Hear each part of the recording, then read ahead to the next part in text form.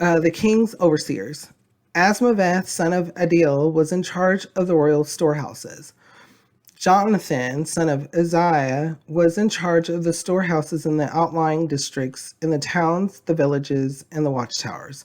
Ezri, son of Caleb, was in charge of the field workers who farmed the land. Shimei, the Ramathite, was in charge of the vineyards. Zabdi, the Shiphamite, was in charge of the produce of the vineyards for the wine vats. Baal-Hanan, the Gederite, was in charge of the olive and sycamore fig trees in the western foothills. Joash was in charge of the supplies of olive oil. Shitrai the Sharonite, or Sitrai the Sharonite, was in charge of the herds grazing in Sharon. Shaphat, son of Adlai, was in charge of the herds in the valleys. Abil the Ishmaelite was in charge of the camels. Jehadiah the Meronothite was in charge of the donkeys. Jaziz the Hegrite was in charge of the flocks. All these were the officials in charge of King David's property.